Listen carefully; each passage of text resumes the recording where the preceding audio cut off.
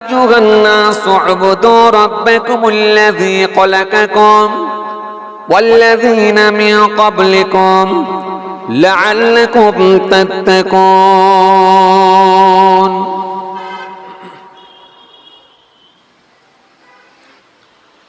وقال النبي صلى الله عليه وسلم من كان آخر كلامه لا إله إلا الله دخل الجنة إلى آخر الحديث أو كما قال प्यारे हाज़िरान मजलिस शुद्धियो दीनदार ईमानदार परहेजगार मुत्ताकी बयोज्येष्ठ আল্লাহওয়ালা প্রবীণ মানুষেরা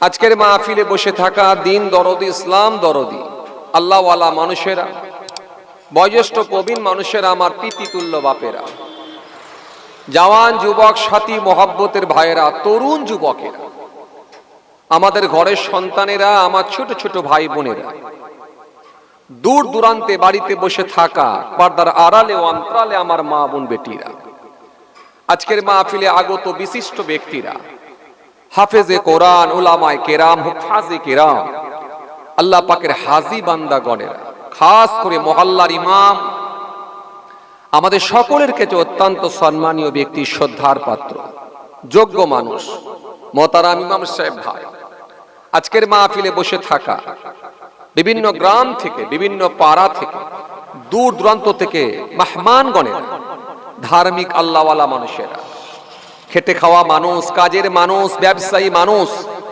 সর্বশ্রেণীর মানুষ এক জায়গায় জমায়েত হয়েছে এডুকেটেড মানুষ শিক্ষিত মানুষ বুদ্ধিজীবী মানুষেরাও এসেছেন জ্ঞানী গুণী মানুষ বিচক্ষণ মানুষেরাও এসেছেন গুনাহগার আপনাদের খেদমতে এসেছে আপনাদের ছেলে আপনাদের ভাই দরবারে ফুরফুরা শরীফ ছোট হুজুর পীর কেবলা রহমাতুল্লাহ আলাইহি হুজুরের নাতি অর্থাৎ ছোট হুজুর কেবলার মেয়ে ছেলে দরবারে পীরনগরী হুজুর পীর কেবলা রহমাতুল্লাহ আলাইহি তিনি পীরনগর পীর সাহেব ছিলেন আহলে বায়াতের খানদান ছিলেন দাদা পীরের হাতে হাত দিয়ে দস্তে বায়াত কলকাতা 9 নম্বর হালদা লেনে জবরদস্ত আল্লাহর ওলি ছিলেন আহলে বায়াতের খানদান ছিলেন যিনার জানাজায় কম বেশি প্রায় 12 লক্ষ মানুষের সমাগম হয়েছিল মহান আল্লাহর ইচ্ছায় হুজুর কেবলার লাশ মুবারক আল্লাহ পাক 3 দিন টাটকা অবস্থায় রেখে দিয়েছিলেন উইদাউট এসি উইদাউট বরফ উইদাউট মেডিসিন ওষুধ ছাড়া মেডিসিন ছাড়া বরফ ছাড়াই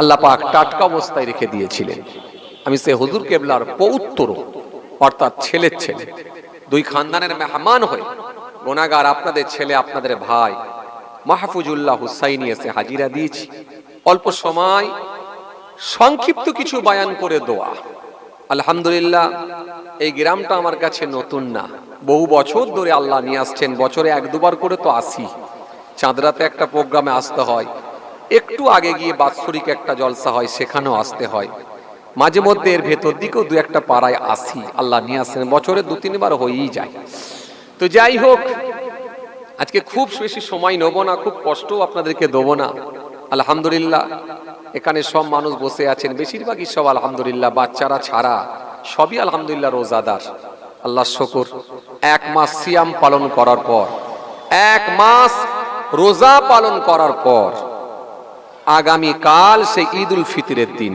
খুশির হাওয়া খুশির জোয়ার আমাদের সামনে ভেসে আসছে আল্লাহ কবুল করেন আল্লাহ কবুল করেন আল্লাহ এই সিয়াম এই রোজা এই তারাবিকে কবুল করে আল্লাহ আমাদের সকলের জন্য নাজাতের ওসিলা বানিয়ে দেন আমরা জোরে বলি আল্লাহুম্মা আমিন আমার দিনদার ঈমানদার নেক আল্লাহওয়ালা ভাইরা জলসা মাহফিলটা বর্তমানে খুব বেশি হচ্ছে আর ওয়াজ শোনার ব্যবস্থাপনাটাও এখন অনেক উন্নত মানের হয়ে গেছে প্রত্যেকের পকেটে পকেটে এখন মোবাইল ফোন অ্যান্ড্রয়েড ফোন এসে পৌঁছে গেছে 299 299 টাকা রিচার্জ করলে আপাতত 28 দিনের জন্য হুজুর পকেটে চলে আসছে সব হুজুরকে আপনি পকেটে করে নিয়ে ঘুরে বেড়াবার সুযোগ পেয়েছেন এপার বাংলা ওপার বাংলা নামি দামি সব রকম শ্রেণীর হুজুর সব রকম হুজুর লম্বা হুজুর খাটো হুজুর রোগা হুজুর মোটা হুজুর কালো হুজুর ফর্সা হুজুর কিছু জানলেও হুজুর কিছু না জানলেও হুজুর এক কথায় সব হুজুর আপনার পকেটে খুললি হুজুর সামনে এসে হাজির তো বর্তমানে যে আবার নতুন করে কিছু ওয়াজ শোনাতে হবে, শেখাতে হবে, এমনটা নয়। আলহামদুলিল্লাহ, যথেষ্ট আপনারা ধার্মিক, যথেষ্ট আপনাদের মধ্যে দ্বীনি কালচার আছে, যথেষ্ট আপনারা দ্বীনের সঙ্গে সম্পৃক্ত। সুতরাং সব জানা দরকার, শুধু আমাদের মানা। যে ব্যক্তি মানতে পেরেছেন, যে ব্যক্তি মেনে নিতে পেরেছেন, যে ব্যক্তি করতে পেরেছেন, নিশ্চিতভাবে সে মানুষটি গেনার হবেন, নিশ্চিতভাবে সে মানুষটি আল্লাহর কাছে বেনিফিট পাবেন। সুতরাং এই জন্য মেনে নেওয়াটা কিন্তু বর্তমানে খুব কঠিন ব্যাপার। তো যাই হোক, আর মেনে নেওয়ার নাম হলো ইসলাম, মেনে নেওয়ার নাম ইসলাম। এই জন্য আপনি আমি কতটা মেনে নিতে পেরেছি, এবং সেটা রাসূলুল্লাহর দেওয়া পদ্ধতি অনুযায়ী হয়েছে কিনা এবং সিস্টেমেটিক হয়েছে কিনা, সেটাও কিন্তু দেখা লাগবে। শুধু মানলেই হবে না, মানতে হবে সিস্টেমেটিক, মানতে হবে, মানতে হবে রাসূলুল্লাহর দেখানো পদ্ধতিতে মানতে হবে। কেন আল্লাহ রাব্বুল আলামিন নিজে বলছেন, মা আতাকুম রাসূলু ফাকুযুহু ওয়া মা নাহাকুম আনহু ফান্তাহু। এই পৃথিবীর মানুষ, আমার রাসূল তোমাদেরকে যা আদেশ করেন স্বতঃস্ফূর্তভাবে গ্রহণ করো। কেন? নবী যেগুলো বলেন সেটাই আমি আল্লাহ বলে থাকি। নবীর আদেশ আর নিষেধ মানে আমি আল্লাহ, আমারই আদেশ আর নিষেধ। কথা বুঝে আসছে? এই জন্য নবী আনা তরিকায়, নবী আনা নকশাই মানতে হবে। এই নকশা, এই তরিকা যদি আমার আপনার ভেতরে, আমাদের মধ্যে থাকে, নিশ্চিতভাবে ওই ইবাদতটাই আল্লাহর কাছে মনোনীত হবে, ওই ইবাদতটাই আল্লাহর কাছে পৌঁছাবে, ওই ইবাদতটাই স্বয়ং আল্লাহ নিজে পছন্দ করে থাকেন। আমার দিনদার ইমানদার নেক আল্লাহওয়ালা ভাইরা, অল্প সময় সংক্ষিপ্ত খুব আলোচনা করে দোয়া করে দেব। বর্তমান সময় আমরা কিছু মানুষ বেরিয়েছি, জি, কিছু মানুষ ইবাদত করে, একেবারে যে করে না তা না, কিন্তু টোটালটাই যদি সার্বিকভাবে ধরা হয়, এই জন্য ইবাদত করে আল্লাহর সন্তুষ্টি অর্জন করা, এটা কিন্তু বড় কঠিন ব্যাপার, এটা কিন্তু বড় কঠিন ব্যাপার। আমি যদি আপনাদের এখান থেকে এক্ষুনি বলি যে ভাই জান্নাতে কে যেতে চান, জান্নাতে কারা কারা যেতে চান, আমার মনে হয় এখানে আমরা যারা আছি সবাই হাত তুলবো। আলহামদুলিল্লাহ, আমিও হাত তুলব। যে দাড়ি রেখেছে সেও হাত তুলছে, যে দাড়ি রাখে না সেও হাত তুলছে, যে নামাজ পড়ে সেও হাত তুলছে, যে নামাজ পড়ে না সেও হাত তুলছে, যে রোজা রেখেছে, আজকেও টাটকা রোজা ছিল, সেও হাত তুলেছে, আর যে সারাদিন গুটকা খেয়ে ঘুরে বেরিয়েছে সেও হাত তুলছে। তার মানে এক কথাই সবাই কিন্তু হাত তুলছে। যে ধর্ম মেনেছে সেও হাত তুলছে, যার বাড়িতে বন্ধন সুদ ঢুকে আছে সেও হাত তুলছে। তার মানে জান্নাতে যাওয়ার আশা আকাঙ্ক্ষাটা কিন্তু সবাইরই আছে। তার মানে সবার ইচ্ছা থাকলেও কিন্তু সবার ইচ্ছা কিন্তু পূরণ, কথা বলে না, সবার ইচ্ছা পূরণ হবে না। ইচ্ছা সবাই থাকবে, পূরণ কিন্তু সবার হবে না। এবারে বলবেন হুজুর জানি যারা নামাজ পড়ে না, রোজা রাখে না, দিন মানে না, ধর্ম মানে না, আল্লাহ আল্লাহ রসুলের কথা বিধানগুলো মেনে চলে না, নিশ্চিতভাবে তারা জান্নাত পাবে না। যারা নামাজ পড়েছে, রোজা রেখেছে, দিন মেনেছে, ইসলাম মেনেছে, ধর্ম মেনেছে, দিন মেনেছে, নিশ্চিতভাবে তারাই জান্নাত পাবে, নিশ্চিতভাবে তারাই জান্নাত পাবে। আর যারা করে না তারা জান্নাত পাবে না। এখন যদি এই কথা বলা হয়, তার মানে একটা প্রশ্ন দাঁড়িয়ে যায়, যে লোকটা দাড়ি রাখে না সে বলছে আমি কি দাড়ি রাখবো না, যে লোকটা নামাজ পড়ে না সে বলছে আমি কি আর বলে নামাজ পড়বো না, তার মানে আগামী দিনে নামাজ পড়বো তো, তার মানে পড়ে হলেও যাব। তার মানে সার্বিকভাবে যদি আপনি দেখেন, তার মানে সবাইয়ের কিন্তু যাবার ইচ্ছা পোষণ করবে, যাবার ইচ্ছা কিন্তু সবাইয়ের কোথায়, জান্নাতে, কিন্তু সবার ইচ্ছা পূরণ হবে না। একটা হাদিস এসেছে হযরতে মায়েশা সিদ্দিকা রাদিয়াল্লাহু তাআলা আনহা থেকে বর্ণিত হাদিস, আনা আয়েশা রাদিয়াল্লাহু তাআলা আনহা قال قال রাসূলুল্লাহ সাল্লাল্লাহু আলাইহি ওয়াসাল্লাম লাইসা আহাদুন ইউহাসিবু ইল্লা হালাক। এই হাদিসের মধ্যে রাসূল করিম সাল্লাল্লাহু আলাইহি ওয়াসাল্লাম তিনি স্পষ্ট ঘোষণা দিচ্ছেন, স্পষ্ট ঘোষণা দিয়ে বলছেন, আল্লাহ রাসূল সাল্লাল্লাহু আলাইহি ওয়াসাল্লাম বলছেন, কি বলছেন, যে কিয়ামতের ময়দানে, হাসরের ময়দানে আল্লাহ রাব্বুল আলামিন কাউকে যদি প্রশ্ন করেন, হাসরের ময়দানে যদি আল্লাহ পাক কাউকে কোশ্চেন করেন, কাউকে যদি আমার আল্লাহ জিজ্ঞাসা করেন, নিশ্চিতভাবে সে মানুষটা ধ্বংস হয়ে যাবে, নিশ্চিতভাবে সে মানুষটা উত্তর দিতে পারবে না, ধ্বংস হয়ে যাবে, 100% সে মানুষটা ধ্বংস হয়ে যাবে, প্রশ্নের উত্তর দিতে পারবে না। এই কথা বলার পরে আম্মাজান হযরতে আয়েশা সিদ্দিকা রাদিয়াল্লাহু তাআলা আনহা তিনি প্রশ্ন ছুড়লেন, ইয়া রাসূলুল্লাহ, হাবিবাল্লাহ, আল্লাহ রাব্বুল আলামিন কি এই কথা বলেন না, ফাআম্মা মান উতিয়া কিতাবাহু বিয়ামিনিহি ফাসাউফা ইউহাসিবু হিসাবা ইয়াসির। আল্লাহ রাব্বুল আলামিন কি এই কথা বলেন না কিয়ামতের ময়দানে যারা আমলনামাটা ডান হাতে দেওয়া হবে তার জন্য খুব সহজেই হিসাব হয়ে যাবে, সেই মানুষটা খুব সহজেই জান্নাতে যাবে? এই কথা কি আল্লাহ রাব্বুল আলামিন বলেন না? আল্লাহ রাসূল সাল্লাল্লাহু আলাইহি ওয়াসাল্লাম সেই সময় বলেন, শোনো আয়েশা, হ্যাঁ এই কথা আল্লাহ বলেছেন, কিন্তু এই কথাটা ও জায়গার জন্য প্রযোজ্য নয়। কারণ এটা যারা আমলনামা ডান হাতে দেওয়া হবে তার আমলনামাটা ডান হাতে দেওয়ার জন্য তার হিসাবটা খুব সহজ হবে। কিন্তু আল্লাহ রাব্বুল আলামিন যারা আমলনামা ডান হাতে দেবেন না, যদি প্রশ্নের সম্মুখীন কেউ হয় তার জন্য নিশ্চিতভাবে সে মানুষটা ধ্বংস ধ্বংস ধ্বংস, 100% সে লোকটা ধ্বংস হয়ে যাবে, ওই প্রশ্নের উত্তর দিতে পারবে না। এখন আপনাকে আমাকে যদি এই কথা বলা হয়, আমি বলবেন হুজুর তাহলে ডিস্টার্বটা কি একটু বলুন, সমস্যাটা কোন জায়গায় একটু বলুন। বিশেষ করে যারা ধার্মিক লোক তারা এই প্রশ্নটাই ছুড়বেন। মুখে দাড়ি আলহামদুলিল্লাহ আছে, আছে। বড় জুব্বা সুন্নতি লেবাস আলহামদুলিল্লাহ আছে। টাটকা 1 মাস রোজা রেখে সিয়াম পালন করে উঠছি হুজুর, এই যে আজকে শেষ রোজাটাও রেখেছি 1 মাস রোজা, তার মানে আছে আলহামদুলিল্লাহ।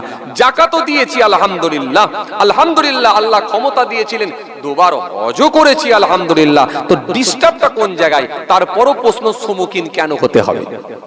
এটা একটা আমাদের ভেতরে প্রশ্ন আসবে যে কোন জায়গাটায় ডিস্টার্ব, কোন জায়গাটায় সমস্যা। এই সমস্যাটা যে জায়গায়, এই জায়গাটা যদি সমাধান না করা যায়, এই জায়গাটা যদি সঠিক সলিউশন না দেওয়া যায়, তাহলে সেই লোকটা আটকা পড়ে যাবে, তাহলে সেই লোকটা ধরা খাবে, তাহলে সেই লোকটা আটকে যাবে। অ্যাকচুয়ালি লজিক্যাল ডিসক্রেন্সিতে আপনাকে ধরা হবে। লজিক্যাল ডিসক্রেন্সি কি রকম বলুন তো? সন্দেহজনক। তার মানে 2002 সালে আপনার নাম ছিল, 25-এও আপনার নাম আছে, কিন্তু লিঙ্ক ঠিক আছে, কিন্তু ভেতরে কিছু ডিস্টার্ব আছে। ডিস্টার্ব কি? বাপের বয়সের সঙ্গে আপনার বয়সের ডিফারেন্স হয়ে গেছে। ডিস্টার্ব কি? কোথাও ছিল আলী আসগার, কোথাও হয়ে গেছে শুধু আসগার। ডিস্টার্ব কি? কোথাও ছিল মোহাম্মদ অমুক, কোথাও হয়ে গেছে শুধু অমুক। কোথাও ছিল খাদিজা বিবি, কোথাও ছিল খাদিজা খাতুন। তার মানে নাম আপনার ঠিক ছিল, কিন্তু লজিক্যাল ডিসক্রেন্সিতে আপনাকে আটকে দিয়েছে কে? আটকে দিয়েছে নির্বাচন কমিশন।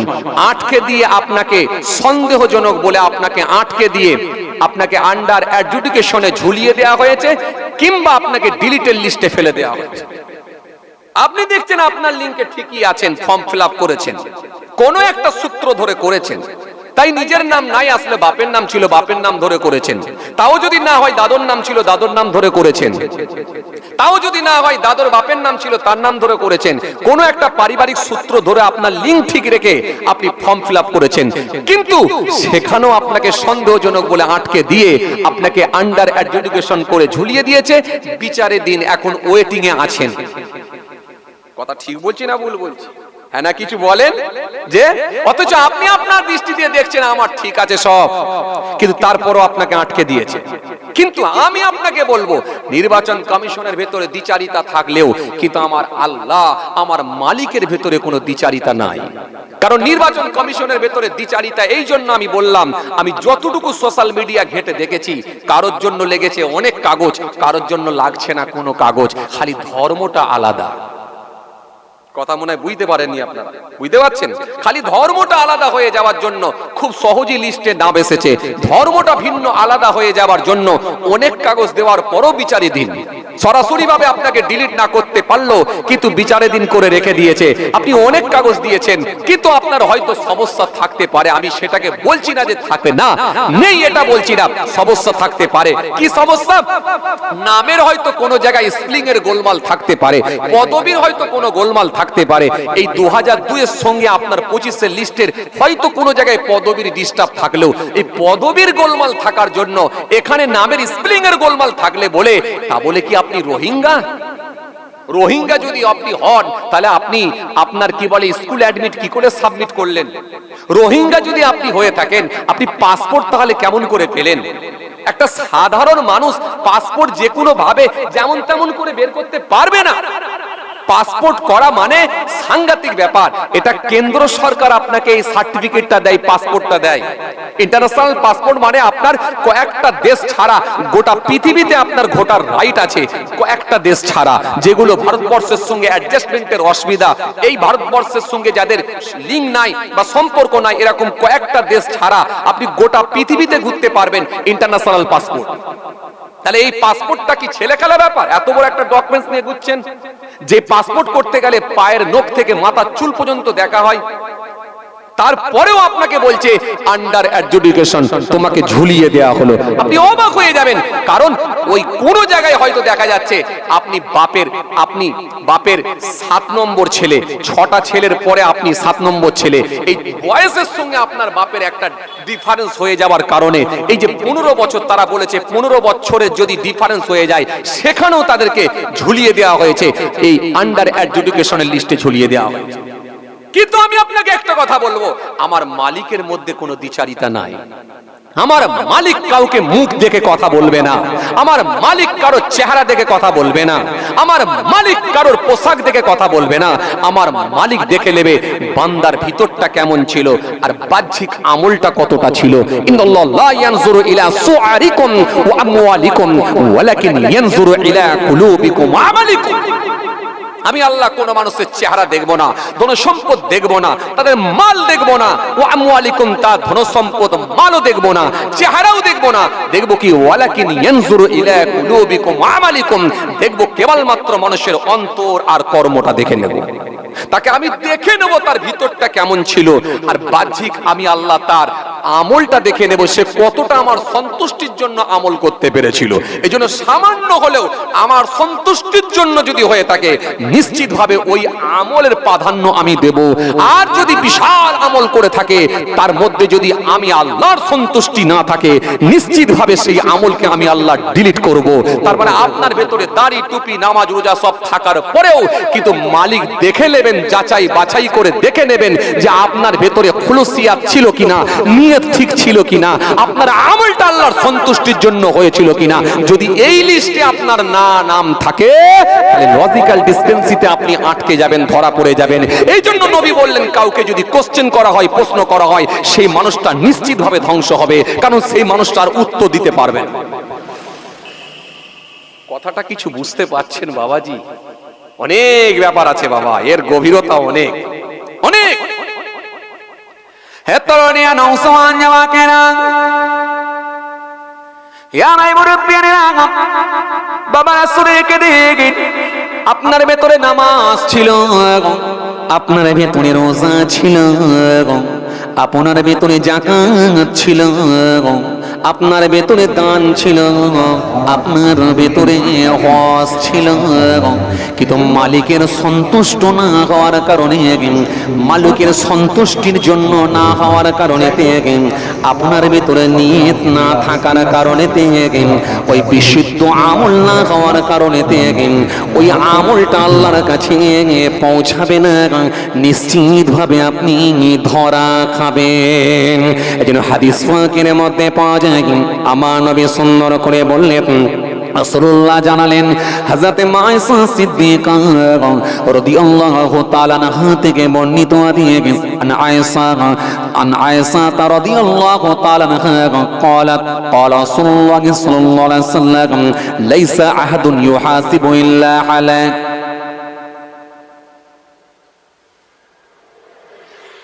লিঙ্ক ঠিক রেখেছেন, কিন্তু তার ভেতরে যদি আপনার ডিস্টার্ব থাকে, ওটা মালিকের সন্তুষ্টির জন্য যদি না হয়ে থাকে, তাহলে আল্লাহ দরবারে কিন্তু আমল পৌঁছাবে না। কেননা আমার নবী হাদিস পাকের মধ্যে জানিয়েছেন, রাসূলুল্লাহ সুন্দর করে হাদিস পাকের মধ্যে জানিয়ে দিয়েছে, আল্লাহ নবী সুন্দর করে বলেছেন, কাল কিয়ামতের ময়দানে কিছু এমন আমল থাকবে যে আমলগুলো আল্লাহর কাছে পছন্দ হবে না, ওই আমলের কোনো মূল্য থাকবে না। আন সাদ্দাদ ইবনে আওস রাদিয়াল্লাহু তাআলা আনহু قال سمعت رسول الله صلى الله عليه وسلم ইয়াকুলু মান তাসাদদাকা ইরাইহি ফাকাদ আশরাক। নবী আমার সুন্দর করে বললেন, সুন্দর করে জানিয়েছেন, যে ব্যক্তিটা হযরত সাদ্দাত ইবনে আউস থেকে বর্ণিত হাদিস, আল্লাহ নবী সুন্দর করে বললেন, যে ব্যক্তিটা লোক দেখানোর জন্য কোনো আমল করবে, ওই আমল করাটাও হলো শিরক।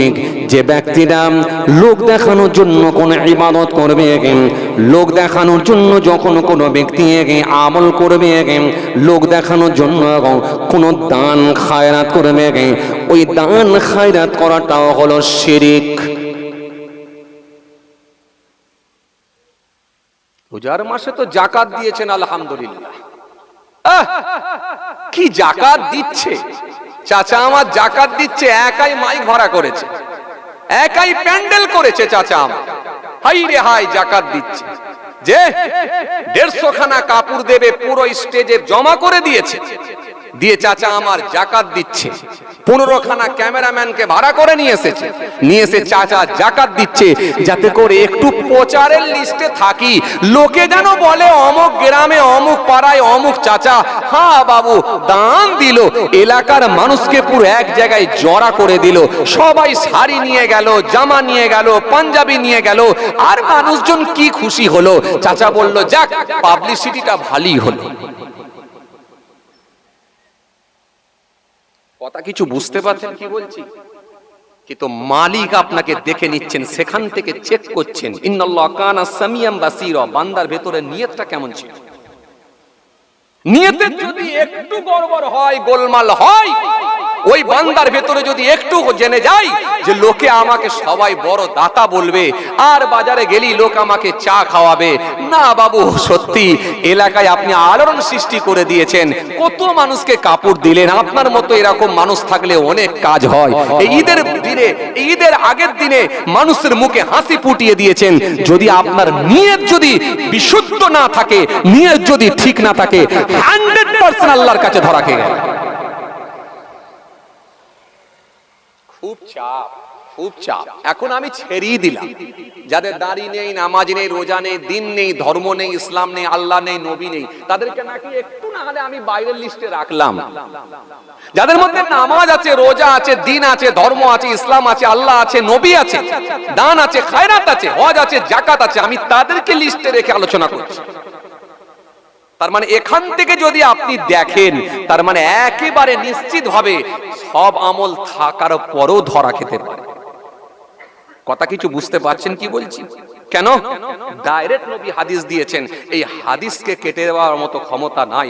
রাসূলুল্লাহ ডাইরেক্ট হাদিস দিলেন, দিয়ে আল্লাহ নবী সুন্দর করে জানালেন, সুন্দর করে আমার নবী হাদিস পাকের মধ্যে স্পষ্ট ঘোষণা দিয়ে আল্লাহ নবী জানিয়ে দিলেন তিনার উম্মতদেরকে, আয় আমার উম্মতেরা শুনে রেখে দাও, আমি রাসূল বলছি তোমরা শুনে রেখে দাও। রাসূল বললেন কাল কিয়ামতের ময়দানে ওই মানুষগুলো আল্লাহর কাছে ধরা খেয়ে যাবে যাদের মধ্যে নিয়ত ঠিক থাকবে না, ইখলাস ঠিক থাকবে না। এই হাদিসটা হযরতে উমামা রাদিয়াল্লাহু তাআলা আনহু থেকে বর্ণিত হাদিস। আন আবি উমামা রাদিয়াল্লাহু তাআলা আনহু قال قال رسول الله صلى الله عليه وسلم ان الله لا يقبل من العمل الا ما كان له خالصا ابتغى به وجهه। এই হাদিসের মধ্যে রাসূলুল্লাহ সাল্লাল্লাহু আলাইহি ওয়াসাল্লাম বলছেন আল্লাহ রাব্বুল আলামিন ওই সমস্ত আমলগুলোকে কবুল করেন না, ওই সমস্ত আমলগুলোকে আল্লাহ পছন্দ করেন না, খালেস ভাবে শুধুমাত্র আল্লাহর সন্তুষ্টির জন্য ওই বিশুদ্ধ আমল ছাড়া আর কোনো আমলই আল্লাহর কাছে পৌঁছাবে না। তাহলে এখান থেকে কি প্রমাণ হলো? এখান থেকে প্রমাণ হলো এটাই, আপনার কুরবানিতে 65,000-এর গরুটাও আল্লাহর দরবারে কাজে নাও লাগতে পারে। এখান থেকে প্রমাণ হলো এটাই, কুরবানিতে আপনার 67,000-এর গরু, 92,000 টাকার গরু আল্লাহর দরবারে কাজে নাও লাগতে পারে, খালি আপনার নিয়তের গোলমাল। নিয়তের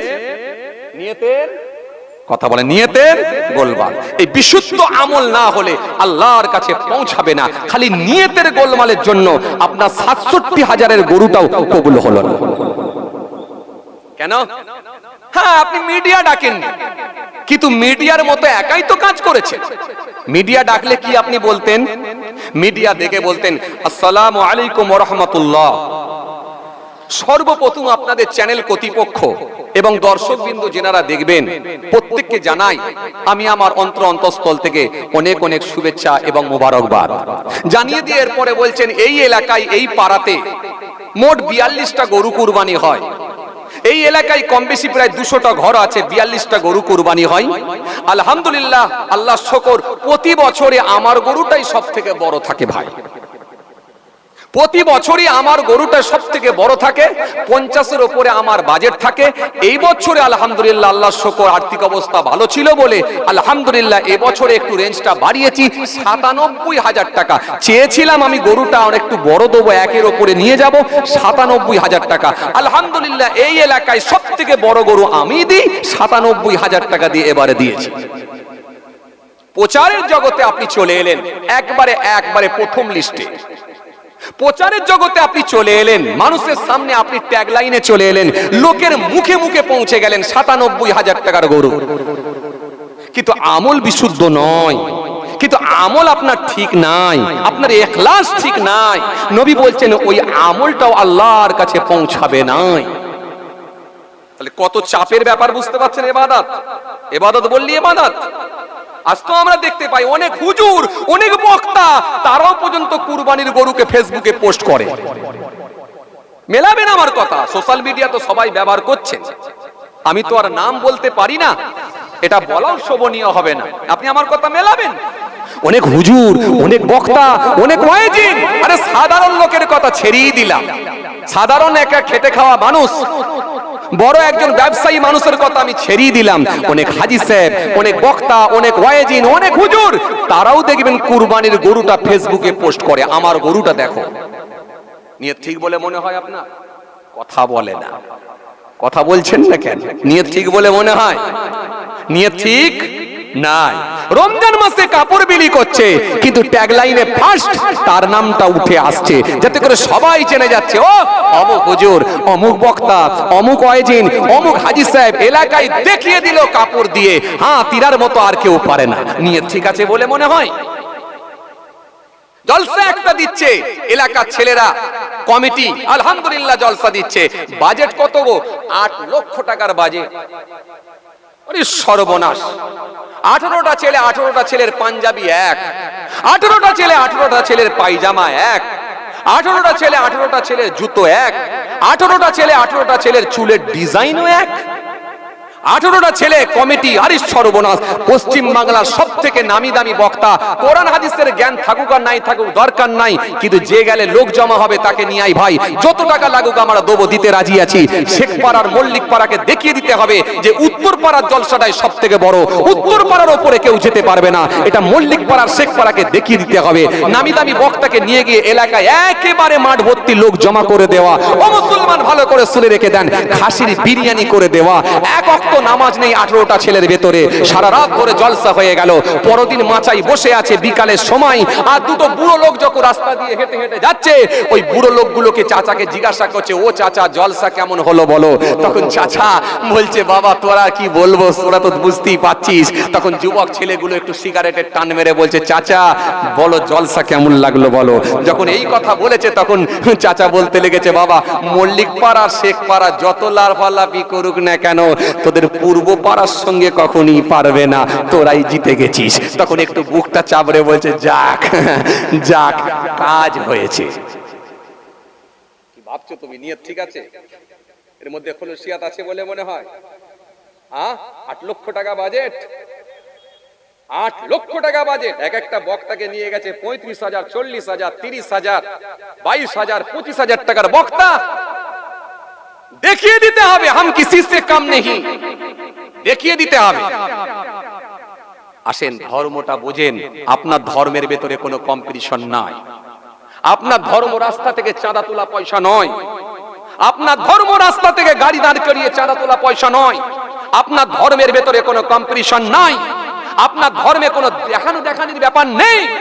আপনার ধর্ম আছে সন্তুষ্টি সে মালিকের। আপনার ধর্মে আছে নবিয়ানা নকশা, আপনার ধর্মে আছে রাসূলুল্লাহর দেখানো তরিকা। যদি নবীর দেখানো তরিকাই হয়, রাসূলুল্লাহর নকশাই হয়, মালিকের সন্তুষ্টির জন্য হয়, তাহলে মনে রাখবেন বাতাসা দিয়ে মসজিদের ভেতরে যদি একটা মিলাদ দেন, সেই মিলাদে যদি আপনার ভেতরে ইখলাস যদি ঠিক থাকে, ওই মিলাদ ওই জলসাটাই আমার মালিকের কাছে কবুল হয়ে যেতে পারে। বোঝেন আগে, এত সহজ নয়। এর নাম ইসলাম, এর নাম ইসলাম। ইসলাম আপনাকে শিখিয়েছে। আজ আমরা দেখতে পাই, হাই রে হাই, হাই রে হাই। অনেক সময় এই কথাটাই আমার মনে হয়, বলি তো মা মার খাই, না বলি তো বাপ ব্যাংক খায়। বললেও বিপদ, না বললেও বিপদ। রাজনীতির নেতারা যখন ইফতারের মাহফিল দেয়, ইফতার মজলিস দেয়, কত নামি দামি হুজুর বক্তা ওয়াইজিন, হাই রে হাই, হাফেজ সাহেব, মৌলভী সাহেব, পীর সাহেব সব লাইন দিয়ে জমা হয়ে যায়, কোনো কথা নাই, পয়সা যেখানে আমরাও সেখানে। নিয়ত কি ঠিক আছে বলে মনে হয়? নিয়ত যদি ঠিক না থাকে, ভেতরে যদি আল্লাহর সন্তুষ্টি না থাকে, এই যে প্রত্যেকটা আমল করার আগে আপনাকে ভাবতে হবে, এক বাহ্যিকটা আমাকে নিয়ে ভাবলে হবে না, আমার মালিকের সন্তুষ্টির জন্য হচ্ছে কিনা, আমার রবের সন্তুষ্টির জন্য হচ্ছে কিনা। রবের সন্তুষ্টির কথা মনে করে যদি আপনি করতে পারেন, সেটা ছোট হোক, ক্ষুদ্র হোক, আকারে ছোট হোক, আকারে ক্ষুদ্র হোক, দেখার দরকার নাই। ভেতরে ছিল আল্লাহর সন্তুষ্টি, তাহলে ওই আমলটা আল্লাহর দরবারে কবুল হয়ে যেতে পারে। একটা হাদিস এসেছে, নবী বলছেন, যদি চকচকে ড্রেস পরে, চকচকে ড্রেস পরে, চকচকে জামা পরে কোন মানুষের ভেতরে যদি রিয়া এসে যায়, কিয়ামতের ময়দানে আল্লাহ রাব্বুল আলামিন ওই ব্যক্তিটাকে, তার পোশাককে আগুনে পোড়ানো হবে, তার সে আগুনে তাকে জ্বালিয়ে দেওয়া হবে। একটা চকচকে ড্রেস পরে আপনার ভেতরে রিয়া আসবে না, অহমিকা আসবে না। এর নাম ইসলাম। ইসলাম ধর্মটা এমন একটা ধর্ম, এই জন্য আমার মালিক সুন্দর করে বলেছেন, ইন্নাদ দীনা ইনদাল্লাহিল ইসলাম, আমি আল্লাহর কাছে মনোনীত ধর্ম, শ্রেষ্ঠ ধর্ম সেটাই হলো ইসলাম ধর্ম, সেটাই হলো শ্রেষ্ঠ ধর্ম, সেটাই হলো আমি আল্লাহর কাছে মনোনীত ধর্ম। কথা কিছু বুঝতে পারছেন বাবাজি? আসেন, ভুল বুঝবেন না, রাগ করবেন না, আপনাকে আমি যেটা বুঝাতে চাইছিলাম, আসুন, কি দরকার আছে তসবিহ নিয়ে হাতে করে ঘোরার? তো কোনো প্রয়োজন নাই। তসবিহ যদি পড়েন, বাড়িতে বসে বসে পড়েন। তসবিহ যদি পড়েন, মসজিদে গিয়ে নামাজের শেষে যতটুকু পড়বেন আল্লাহর সন্তুষ্টির জন্য করেন। তসবিহ নিয়ে তো বাজার মাই ঘোরার কোনো প্রয়োজন নাই।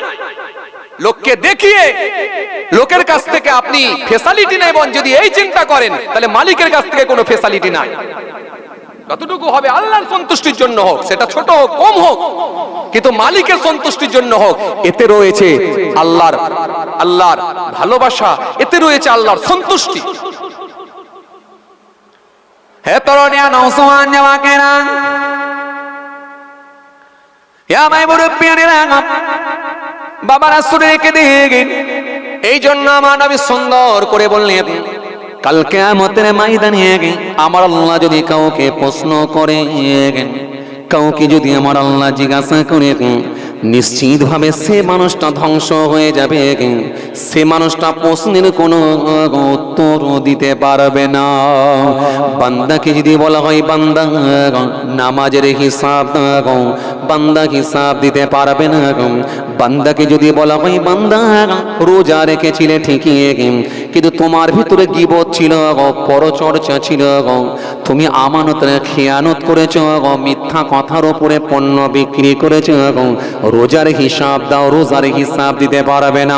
বান্দাকে যদি জিজ্ঞাসা করা হয়, বান্দা দান খায়রাত করেছো, তার হিসাব দাও, হিসাব দিতে পারবে না। এই জন্য নিশ্চিত ভাবে আমার নবী জানিয়ে দিলেন, 100% সে মানুষগুলো ধ্বংস হবে, আল্লাহর আযাব থেকে রেহাই পাবে না। এই জন্য আমার নবী সুন্দর করে জানিয়েছেন, কিতাবের মধ্যে পাওয়া যায়, এই জন্য কিতাবের মধ্যে এসেছে, ইবাদত যতটুকুই হবে আল্লাহ সন্তুষ্টির জন্য হোক। আর আল্লাহর সন্তুষ্টির জন্য যদি হয়, আমার আল্লাহ কোরআনের মধ্যে জানিয়েছেন, ইন্নাল্লাযীনা আমানু ওয়া আমিলুস সলিহাত কানাত লাহুম জান্নাতুল ফিরদাউসি নুজুলা। নিশ্চয়ই যারা ঈমান এনেছে, পৃথিবীর জমিনে সৎ কর্ম এবং ভালো কাজগুলো করেছে, কানাত লাহুম জান্নাতুল ফিরদাউসি নুজুলা, তাদের জন্যই রয়েছে আমার জান্নাতুল ফিরদাউস। আমার আল্লাহ সুন্দর করে জানালেন, ইন্নাল্লাযীনা আমানু ওয়া আমিলুস সালিহাত লাহুম জান্নাতুন তাজরি মিন তাহতিহাল আনহার যালিকাল ফাওজুল কাবীর। আমার আল্লাহ সুন্দর করে বললেন, নিশ্চয়ই যারা ঈমান এনেছে, পৃথিবীর জমিনে সৎ কর্ম ভালো কাজগুলো করেছে, তাদের জন্য রয়েছে আমি আল্লাহ জান্নাত দেব, যাদেরকে আমি আল্লাহ জান্নাতের তলদেশ দিয়ে নহর, আমি আল্লাহ নহর জারি রেখে দেব। তাদের জন্য রয়েছে চমৎকার উপহার। এতক্ষণ পর্যন্ত আমি যে আলোচনা আপনাদের সামনে রাখতে চেয়েছিলাম, যতটুকুই হোক, 5টা টাকা দান করলেও সেটাও যেন আল্লাহর সন্তুষ্টি, আল্লাহর ভালোবাসাই দিচ্ছি। এই জন্য নিয়ত ঠিক রেখে একটু কিছু এমন আমল আমাদের ভেতরে হোক যেন আমরা কম্পিটিশনের লিস্টে না পড়ে যাই, আমরা যেন দেখানির ব্যাপারে লিস্টে যেন নাম না আমাদের উঠে যায়। আমরা আল্লাহর সন্তুষ্টির জন্য করতে পারি, সেটা ছোট হোক, কম হোক, ক্ষুদ্র হোক, কিন্তু সেটাও আল্লাহর কাছে কাজ হতে পারে। আর হতে পারে এই ছোট্ট আমল, এই ছোট্ট ভালো কাজটাই আপনার জন্য আল্লাহ একটা নাজাতের ওসিলাও করে দিতে পারে। কেন আমার আল্লাহ কাকে কোন দিক দিয়ে মাফ করবেন কেউ জানে না, কাকে কোন দিক দিয়ে আমার আল্লাহ ক্ষমা করবেন সেটা কেউ বলতে পারবে না। বান্দার ভেতরে যদি ছোট কোনো কাজ, সেটা যদি আল্লাহর সন্তুষ্টির জন্য হয়ে যায়, ওই বান্দার ওই ছোট্ট ভালো কাজটাকে যদি আল্লাহর পছন্দ হয়ে যায়, ওটাই তার জন্য নাজাতের ওসিলা হয়ে যেতে পারে। কেন হাদিস পাকের মধ্যে পাওয়া যায়, আমার রাসূলুল্লাহ সুন্দর করে জানিয়ে দিলেন, আল্লাহ নবী সুন্দর করে জানিয়ে দিলেন, রাস্তা দিয়ে এক ব্যক্তি হেঁটে হেঁটে হেঁটে হেঁটে যাচ্ছে, হঠাৎ করে দেখা যায় ওই মানুষটাকে অত্যন্ত পানির পিপাসা লাগে। পিপাসায় লোকটি কাতর হয়ে পড়েছে, কোথায় পানি পাবো, পানি পাবো। তেষ্টায় মানুষের, তেষ্টায় ওই মানুষটার কলিজা ফেটে যায়। বছরে তো আলহামদুলিল্লাহ রোদ্রের তাপ সেরকম ছিল না বলে রোজা যেন খুব ঠান্ডা ঠান্ডাতেই কেটে গেল। কথা ঠিক কিনা ভুল বলেন? আলহামদুলিল্লাহ সেমন কিন্তু খুব একটা কষ্ট হয়নি। রোজাদার যারা ছিলেন বলেন তো, সেরকম কিন্তু কষ্ট মনে হয়নি আলহামদুলিল্লাহ। কিন্তু হ্যাঁ, এও তো আমাদের মনে আছে, চৈত্র মাসে যখন রোদ্রের তাপ, চৈত্র মাসে যখন রোদ্রের তাপ, হ্যাঁ 38 ডিগ্রি 40 ডিগ্রি যখন তাপমাত্রা, এমনও দিন গেছে মানুষ পানি খেতে না পারলেও দুবার করে গোসল পর্যন্ত করেছে। কথা বলছি ঠিক কিনা ভুল বলেন? যে রোদ্রের তাপ মানুষকে বুঝিয়ে দিয়েছে, খেতে পানি না পারলেও, কারণ সে খেতে পারে না একটাই কারণ, তার ভেতরে মালিকের ভয়, আল্লাহর ভয়। তার মুখ পর্যন্ত পানি পৌঁছেছিল, কুল্লি করেছে, ওযু করেছে, কুল্লি করেছে, কিন্তু তার ঘাড়ে ক্ষমতা নাই যে এক ঢক পানি পান করতে পারি, কারণ সে জানে ইন্নাল্লাহ কানা সামিয়াম বাসীরা, আমার মালিক কিন্তু দেখছেন, আমার রব দেখছেন, আমার স্রষ্টা দেখছেন। আমি তিনাকে লুকাতে পারো না, যিনি সর্ববিষয়ে অবগত, যিনি সমস্ত কিছু দেখতে পান এবং শুনতে পান, তিনাকে লুকানোর কোনো জায়গা। এই জন্যই তো আমার মালিক আল্লাহু লা ইলাহা ইল্লাহু, আল্লাহ তিনি ছাড়া কোনো মাবুদ নাই। আল হাইয়ুল কাইয়ুম, তিনি চিরস্থায়ী চিরজীবী, ছিলেন, আছেন, থাকবেন। লা তাখুযুহু সিনাতুন ওয়ালা নাউম, যিনি তন্দ্রা নাই, ঘুম নাই, আরাম নাই, বিশ্রাম নাই, সব বিষয়ে যিনি অবগত, তিনি হলেন আমার আল্লাহ। এই ভয় ভীতিটা যখন আপনার ভেতরে ঢুকে যাবে, তখনই আপনি ওই পরীক্ষায় উত্তীর্ণ হবেন। আপনার মুখের ভেতরে পানি যাবে, কুল্লি করবেন, কিন্তু ক্ষমতাই নাই, এক ঢক পানি আপনার ভিতরে প্রবেশ করে না। এটা হলো মালিকের রবের ভয়। এই জন্যই তো আমার রব জানিয়েছেন, হাদিসে কুদসির মধ্যে এসেছে, আল্লাহ রাব্বুল আলামিন বলেছেন, আস-সাওমু লি, আস-সাওমু লি ওয়া আনা আজজা বিহি। আল্লাহ বলেছে রোজা আমার জন্য, রোজাদারের পুরস্কার আমি আল্লাহ, আমি নিজেই দিয়ে থাকি। জোরে বলতে পারেন না? খুশি মনে হয় না? রোজাদারের পুরস্কার আমি আল্লাহ আমি নিজেই দিয়ে থাকি। আর রোজা আমার জন্য। আল্লাহ কোন জায়গায় তো বলেননি আয-যাকাতুলি, কোন জায়গায় তো বলেননি আস-সালাতুলি। সালাত আমার জন্য এটা তো বললেন না, যাকাত আমার জন্য এটা তো বললেন না, কিন্তু আল্লাহ বললেন রোজা আমার জন্য। সালাত তো বললেন না। কেন? সালাত অনেকে আছে দেখানো সালাতও হয়, দেখানো নামাজও হয়। যদি বলেন হুজুর কেন কেমন করে দেখানো নামাজ হয়, আপনাকে একটু মিসাল দিলে বুঝে যাবেন আপনি। আমাদের সমাজে দেখবেন কিছু এমন যুবক আছে, দেখবেন বছরে দেখবেন নামাজ পড়ে না, সারা বছর নামাজ পড়ে না, কিন্তু এলাকায় জানাজার নামাজ যখন অনুষ্ঠিত হয় একটা জানাজার নামাজও ছাড়ে না। আছে না নাই?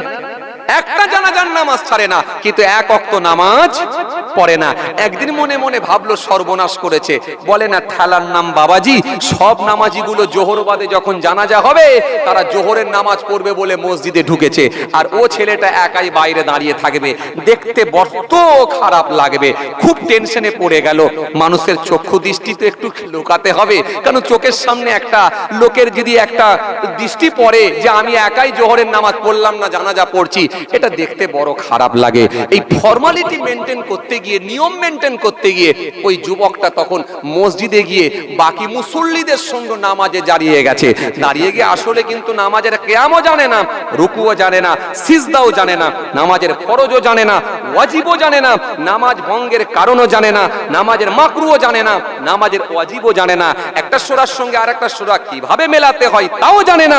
নামাজ কিচ্ছু তার জানা নাই, কিন্তু মনে মনে ভাবছে যা হবে পাশের লোকটার উপরে দেখে দেখে টুগলি মেরি আজকে চালাতে হবে।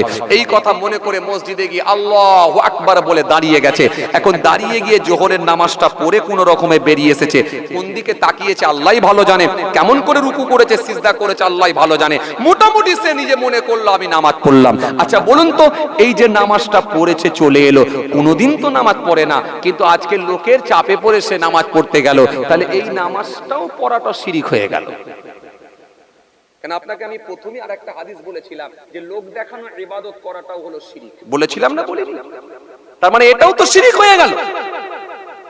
আপনাকে আমি যেটা বোঝাতে চাইছিলাম, তাহলে এবার আপনি বলেন, তাহলে এই যে লোক দেখানো ইবাদত শিরিক হয়ে গেল, তার মানে এটা আল্লাহর কাছে কাজে তো লাগলোই না। কিন্তু মনে রাখবেন আপনি নামাজ পড়ে চলে এলেন, কোনো উপকারে এলো না। এইজন্য ভাইরা আমার, আপনাকে আমি যেটা বোঝাতে চাইছিলাম, তার মানে এর ভেতর থেকে এমন কিছু কাজ আছে, সেটা ছোট হোক ক্ষুদ্র হোক, যদি মালিকের সন্তুষ্টির জন্য হয় কাজে লাগতে পারে। যে কথা আপনাকে বলতে বলতে চলে এলাম, লোকটি যখন মরুভূমির বালুর উপর দিয়ে হেঁটে হেঁটে যাচ্ছেন, অনেক দূর যাওয়ার পরে লোকটার পিপাসায় তেষ্টায় কলিজা ফেটে যাচ্ছে, পানির পিপাসা লেগেছে। এই যে কথা বলছিলাম না, রোজার মাসে যখন রোজা রাখা হয় রোদ্রের তাপ থাকলে একটু পিপাসা লাগে, কিন্তু যখন অত্যাধিক পিপাসা লাগে তখন কলিজা ফেটে যায়। এই কলিজা ফেটে যাচ্ছে, লোকটি পানি পান করবে, পানি খাবে, কোথায় গেলে একটু পানি পাবো? তৎকালীন সময়ে তো এরকম ভাবে দোকান বাজারগুলো ছিল না অ্যাভেলেবেল, এরকম দোকান মার্কেটে তো আর পানির ব্যবস্থা ছিল না, কোথায় গেলে একটু পানি পাবো? মরুভূমির বালু দিয়ে ওপর দিয়ে অনেক দূর হেঁটে হেঁটে যাওয়ার পরে একটা কূপের অন্বেষণ করতে লেগেছে, কুয়ার অন্বেষণ করছে, কুয়া খুঁজছে। খুঁজতে খুঁজতে কিছু দূর যাওয়ার পরে যখন একটা কুয়া পেয়েছেন, কূপ পেয়েছেন, ওই কূপের সামনে গিয়ে তার ব্যাগের, তার পুটুলির ভেতরে, গাঁটুলির ভেতরে ছোট্ট একটা পাত্র ছিল, ওই পাত্রটাকে ফেলে কোন রকমে পানি একটু তুলে পানি পান করেছেন। পানি পেয়ে তিনি স্বস্তি পেলেন, অনেকটাই শান্তি পেলেন, অনেকটাই তিনার মধ্যে আরাম হলো, উপশম হলো, পানির তেষ্টা পিপাসা তার নিবারণ হলো। পিপাসা নিবারণ করার পরে হঠাৎ করে দেখছেন কোথায় ছিল একটা কুকুর। ওই কুকুরটা হঠাৎ করে ছুটে ছুটে এসে কূপটার সামনে এসে জিভটা বের করে দিয়ে কূপের সামনে এসে কুকুরটা হাঁপাচ্ছে। তাকেও প্রচন্ড পিপাসা লেগেছে, তেষ্টা লেগেছে। লোকটি বুঝতে পেরেছে একটু আগে ঠিক যেরকম আমার হচ্ছিল সেই সিচুয়েশনটা ওই কুকুরটার মধ্যেই হচ্ছে, কারণ সে অবলা প্রাণী হতে পারে, কিন্তু সেও তো, তার মধ্যেও তো প্রাণ আছে, জান আছে। এই কথা মনে করে লোকটি আর থাকতে না পেরে ওই পাত্র নিয়ে কূপের মধ্যে ফেলে পানি তুলে ওই পানিটা নিয়ে তার মুখের মধ্যে দিচ্ছে, কুকুরটার মুখটা ধরে মুখের মধ্যে পানি দিচ্ছেন। যখন মুখের মধ্যে পানি দিচ্ছেন, যৎসামান্য পানি কুকুরটার পেটের মধ্যে পৌঁছালো, কুকুরটাও ক্ষণেকের জন্য কুকুরটাও স্বস্তি পেল, কুকুরটার তেষ্টা পিপাসা নিবারণ হলো। হঠাৎ করে দেখা যায় ওই কুকুরটা ছুটতে শুরু করলো, দৌড়ে চলে গেল। দৌড়ে যখন কুকুরটা চলে গেল কুকুরটার মতো, আর ওই মানুষটি তার কাজের দিকে, সেও তার মতো তার জায়গায় তার গন্তব্যস্থলের দিকে চলে গেল। হাদিস পাকের মধ্যে এসেছে আল্লাহ রাসূল সাল্লাল্লাহু আলাইহি ওয়াসাল্লাম বলছেন, ওই কুকুরটাকে পানি পান করানোটা আমার মালিকের কাছে এত ভালো লেগে গেল, আমার আল্লাহর কাছে এত পছন্দ হয়ে গেল, আমার আল্লাহ তার পূর্বের গুনাহগুলোকে মাফ করে দিয়ে ওই লোকটাকে জান্নাত বলে ঘোষণা দিয়ে দিলেন। কথাটা কিছু বুঝতে পারলেন? তাহলে এখান থেকে আপনাকে আমি দুটো কথা বোঝাতে চাইলাম। মালিকের সন্তুষ্টির জন্য যদি না হয়, অনেক ইবাদত, অনেক দান, অনেক খায়রাত সব থাকার পরও বৃথা হবে, বেকার হবে, কোনো লাভ হবে না, যেহেতু মালিকের সন্তুষ্টির জন্য হয় না। আর মালিকের সন্তুষ্টির জন্য যদি হয়, সামান্য একটু পানি পান করিও পূর্বের গুনাহ মাফ পেয়ে জান্নাত পেয়ে গেল। তাহলে এখান থেকে আপনি বুঝলেন যে আল্লাহর সন্তুষ্টির জন্য যদি ছোট কাজ হয়, সেটাও কিন্তু আল্লাহর কাছে তারও কিন্তু অনেক বেনিফিট আছে, সেটাও কিন্তু আমার আল্লাহর কাছে কবুল হয়ে যেতে পারে। এই জন্য আমার রাসূলুল্লাহ হাদিস দিয়েছেন, হাদিস পাকের মধ্যে পাওয়া যায় আল্লাহ রাসূল সাল্লাল্লাহু আলাইহি ওয়াসাল্লাম বলেছেন, স্পষ্ট ঘোষণা দিয়েছেন, সুন্দর করে আমার নবী আবার হাদিস দিলেন, দিয়ে বললেন, এ আমার সাহাবীরা, এমন কিছু ইবাদত আছে যেটা আমার আল্লাহ বড় পছন্দ করেন, বড় ভালোবাসেন বলে একটা হাদিস দিয়েছেন। এই হাদিসটা হযরত আবু হুরায়রা রাদিয়াল্লাহু তাআলা আনহু থেকে বর্ণিত হাদিস। আন আবি হুরায়রা রাদিয়াল্লাহু তাআলা আনহু قال قال رسول الله صلى الله عليه وسلم من قال عبد لا اله الا الله قط مخلصا الا فتحت له ابواب السماء। হযরত আবু হুরায়রা রাদিয়াল্লাহু তাআলা আনহু থেকে বর্ণিত হাদিস। আল্লাহ রাসূল সাল্লাল্লাহু আলাইহি ওয়াসাল্লাম বলছেন, যে ব্যক্তি ইখলাসের সঙ্গে আদবের সঙ্গে আল্লাহর সন্তুষ্টির জন্য খালি এতটুকু বলে, লা ইলাহা ইল্লাল্লাহ, খালি এতটুকু বলার জন্য আমার আল্লাহ ইচ্ছা করলে জান্নাতের দরজাগুলো তার জন্য খুলে দিয়ে থাকেন। একটু মহব্বতে হবে না? খালি এতটুকু বলেছে ইখলাস ঠিক রেখে, লা ইলাহা ইল্লাল্লাহ, এই লা ইলাহা ইল্লাল্লাহ এই কলেমা শরীফটা পড়েছে, আমার আল্লাহ রাজি হয়ে গিয়ে, খুশি হয়ে গিয়ে জান্নাতের দরজাগুলো খুলে দিচ্ছেন খালি তার ভালোবাসায়, খালি এই ছোট্ট কলেমা শরীফটা পড়ার জন্য। কিতাবের মধ্যে এসেছে এই কলেমার পর এত বেশি, এই কালেমার মর্তবা আল্লাহ এত বাড়িয়েছেন, হযরত মুসা কালিমুল্লাহ আমার আল্লাহকে একবার জিজ্ঞাসা করলেন, আল্লাহ ও আমার মালিক, ও আমার আল্লাহ, ও আমার স্রষ্টা, আপনি স্পেশাল আমাকে একটা নাম শিখিয়ে দেন যেটা আমি ছাড়া আর কেউ জানবে না। আমার আল্লাহ সেই সময় বলে, মুসা শোনো, পড়ো তুমি লা ইলাহা ইল্লাল্লাহ।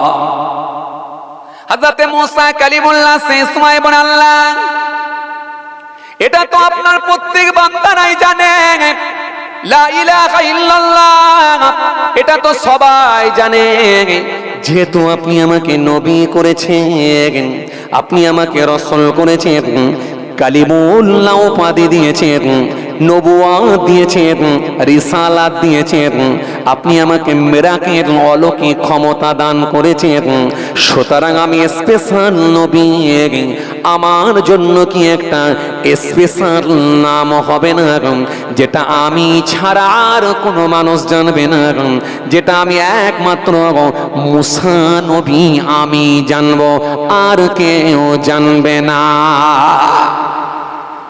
আমি স্পেশাল নবী, স্পেশাল নাম একটা শেখাবেন না? স্পেশাল মানুষদের ফ্যাসিলিটি আলাদা থাকে কি থাকে না?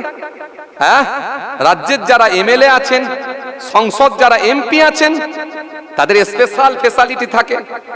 হ্যাঁ, তাদের ফ্যাসিলিটি আলাদা, রোডে চললো ফ্যাসিলিটি আলাদা, তাদের জন্য আলাদা ফ্ল্যাট রুম, কেন্দ্রের যদি হয় আবার তার জন্য ফ্যাসিলিটি আরো বেশি। কিন্তু আমি আপনার যেহেতু একটা স্পেশাল নবী, আমার জন্য কি একটা স্পেশাল আলাদা নাম হবে না যেটা আমি ছাড়া আর কেউ জানবে না? আমার আল্লাহ সেই সময় বলে, শোনো মুসা, তুমি কে বলে বলে মাত্র লা ইলাহা ইল্লাল্লাহ এটা সবাই জানে বলে কলেমার গুরুত্ব কমে গেল, কালেমার মর্তবা কমে গেল, কালেমার প্রাধান্য কি কমে গেল? না না না মুসা, আমি আল্লাহ বলি, যে ব্যক্তিটা একবার খুলুসিয়াতের সঙ্গে নেক নিয়তে একবার খালি কলেমা শরীফ পড়বে, আমি আল্লাহ বলি শোনো ও মুসা, তার সম্মান এত বাড়িয়ে দিয়ে থাকি। কেন? কলেমার গুরুত্ব আমি আল্লাহ এত বাড়িয়েছি, 7টা আসমানকে 7টা জমিনকে যদি একটা পাল্লায় রেখে দেওয়া হয় আর অপর পাল্লায় যদি শুধু কলেমা শরীফটা চাপিয়ে দেওয়া হয়, আমি আল্লাহ বলি কলেমার ওজনটাই ভারী হয়ে যাবে। 7টা আসমান জমিনকে যদি এক পাল্লায় রাখা হয় আর অপর পাল্লায় যদি কলেমা শরীফটা পড়া হয়, আমি আল্লাহ বলছি কলেমার ওজনটাই ভারী হয়ে যায়। এজন্য কিতাবের মধ্যে এসেছে লা ইলাহা ইল্লাল্লাহ মুহাম্মাদুর রাসূলুল্লাহ সাল্লাল্লাহু আলাইহি সাল্লাম। কোন ব্যক্তি যদি একবার খালি এই কালেমা শরীফটা শ্রদ্ধার সঙ্গে পড়ে, এই লা ইলাহা ইল্লাল্লাহ বলার জন্য আল্লাহ রাব্বুল আলামিন ইচ্ছা করলে এর মধ্যে মোট 12টা অক্ষর আছে, আল্লাহ ইচ্ছা করলে তার পূর্বের 12 মাসের গুনাহগুলোকে আল্লাহ মাফ করে দিয়ে থাকে। একবার খালি শ্রদ্ধার সঙ্গে যদি কালেমা শরীফ পড়ে, ফিকের কিতাবের মধ্যে এসেছে এই কালেমা শরীফটা জীবনে একবার পড়া হলো ফরজ, আর কালেমার অর্থের উপরে মৃত্যু পর্যন্ত বিশ্বাস স্থাপন করা হলো ফরজে দাইম।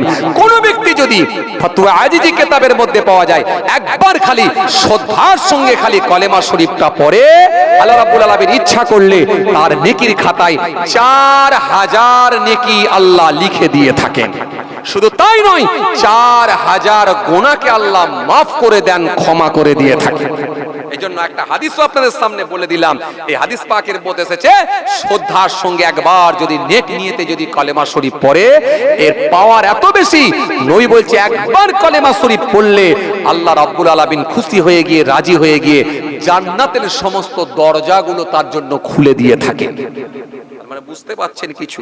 তার মানে ৬৭,০০০ টাকার গরু কুরবানি দিয়েও বেকার হয়ে যেতে পারে, আবার ছোট্ট একটা কলেমা শরীফ পড়ে জান্নাত হয়ে যেতে পারে। নবী বলেন মান কানা আখিরু কালাবিহি লা ইলাহা ইল্লাল্লাহ দাখালাল জান্নাহ, যে ঈমানদারের শেষ কথা হবে কলেমা, আমি রাসূল বলছি বেশক সে জান্নাতি। মহব্বতে বলতে পারেন না সুবহানাল্লাহ? আরো জোরে হয় না?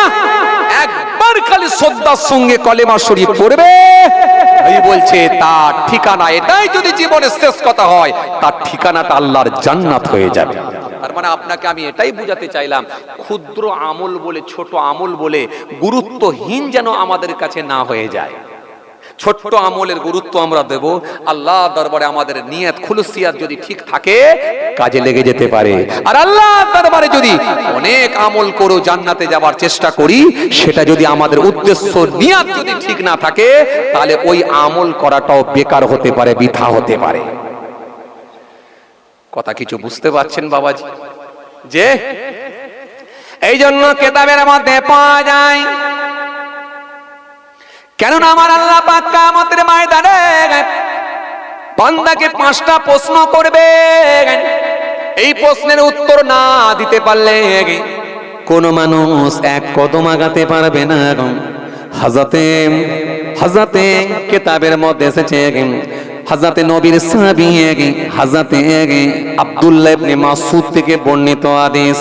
আল্লাহ নবী সুন্দর করে বললেন, কিয়ামতের ময়দানে আমার নবী সুন্দর করে জানালেন, আমার আল্লাহ 5টা প্রশ্ন করবে। ওই 5টা প্রশ্নের যদি উত্তর না দিতে পারে, কোন ব্যক্তি এক কদম আগাতে পারবে না। এজন্য আমার আল্লাহ কোরআনে কারীমের মধ্যে সুন্দর করে বলেছেন, আমার আল্লাহ সুন্দর করে বললেন, ওয়াত্তাকু ইয়াওমান তুরজাউনা ফীহি ইলাল্লাহ সুম্মা তুওয়াফা কুল্লু নাফসিন মা কাসাবাত ওয়া হুম লা ইউযলামুন। আল্লাহ সুন্দর করে বললেন, ওয়াত্তাকু ইয়াওমান তুরজাউনা ফীহি ইলাল্লাহ সুম্মা তুওয়াফা কুল্লু নাফসিন মা কাসাবাত ওহুম লা ইউযলামুন। আমার আল্লাহ সুন্দর করে বানালেন, সুন্দর করে জানালেন, ওয়াত্তাকু ইয়াওমান, ওই দিনকে তোমরা ভয় করো, ওয়াত্তাকু ইয়াওমান তুরজিউনা ফীহি ইলাল্লাহ, যেদিনে তোমাদেরকে আমি আল্লাহর কাছে ফিরে আসতে হবে। ওয়াত্তাকু ইয়াওমান তুরজিউনা ফীহি ইলাল্লাহ সুম্মা তুওয়াফা কুল্লু নাফসিন মা কাসাবাত ওয়া হুম লা ইউযলামুন, যেদিনে বান্দার প্রত্যেক আমলগুলোকে তাদের সামনে তুলে ধরা হবে, ওয়া হুম লা ইউযলামুন, সেদিনে কিন্তু কারোর উপর কোনো জুলুম করা হবে না। ওয়াত্তাকু ইয়াওমান, ওই দিনকে তোমরা ভয় করো যেদিনে কোনো ক্ষমতা কাজ করবে না, পার্টির ক্ষমতা, লাঠির ক্ষমতা, দেশের ক্ষমতা, দশের ক্ষমতা কাজ করবে না। পার্টির বল, লাঠির বল, দেশের বল, দশের বল, ক্ষমতার বল, ফারেস্তা বলবে সোজা হয়ে চল। সেই দিনটা হলো কিয়ামতের দিন। এরপর আমার আল্লাহ সুন্দর করে শোনো বান্দা, তুরজিউনা ফীহি ইলাল্লাহ, যেদিন তোমাদেরকে আমি আল্লাহর কাছে ফিরে আসতে হবে, আমি আল্লাহর কাছে চলে আসতে হবে। ও আমার গোলামেরা, যেখানেই তোমরা মৃত্যুবরণ করো না কেন, পানিতে ডুবে, আগুনে পুড়ে, ফ্লাইটে উড়ে, ভূমিকম্পে, বজ্রপাতে, সকলকে জমা করে দেব এক জায়গাতে, সেই জায়গাটার নাম হলো কিয়ামত। পানি শুরু হয়ে গেল নাকি? আল্লাহর হুকুম। যাক, তাহলে আর আলোচনা বাড়িয়ে লাভ নাই, ছেড়ে দিই। আল্লাহ নিয়ে এলে আবার আলোচনা হবে ইনশাআল্লাহ, কারণ ঝিমঝিম করে পানি হচ্ছে, এরপরে বাড়লে আবার সমস্যা হবে, আপনাদেরও বাড়ি যেতে অসুবিধা হবে। কথা বুঝতে পারছেন?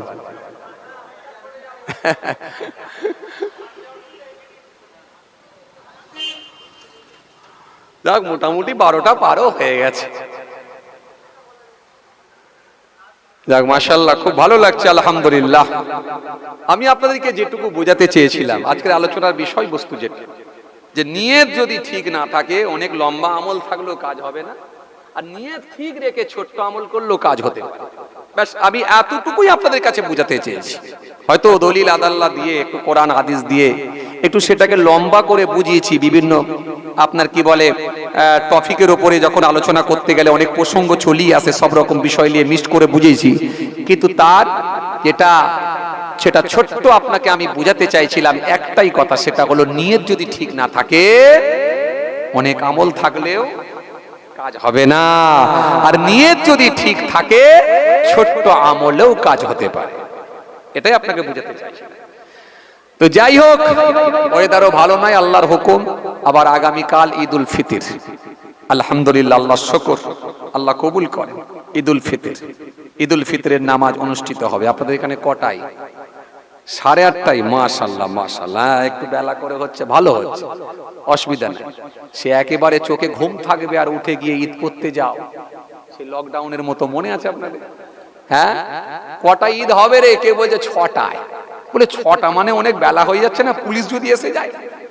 তখন বলছে তোদের ওখানে কটায়? বলে আমাদের ওখানে 5:30টায়। আর তোদের ওখানে কটায়? হ্যাঁ, বলে 3:45। সে কি রে, তুই ফজরের আগে করে ফেলবি নাকি? কি বিপদ আল্লাহ, সময় একটা গেছে বলেন। হাই রে হাই, যে সব মানুষের মনে আছে, মানুষ ভুলে যায় না। আজও মানুষ জি খুব কষ্টের মধ্যে মানুষের সিচুয়েশন, অবস্থা, খুব কষ্টের মধ্য দিয়ে মানুষের অবস্থা, খুব কষ্টের মধ্য দিয়ে কাটাচ্ছে মানুষ। বর্তমান যা সিচুয়েশন, বর্তমান যা অবস্থা, বর্তমান সিচুয়েশন, বর্তমান অবস্থা যা, হাই রে হাই, মানুষকে একেবারে জর্জরিত করে দিয়েছে সরকার।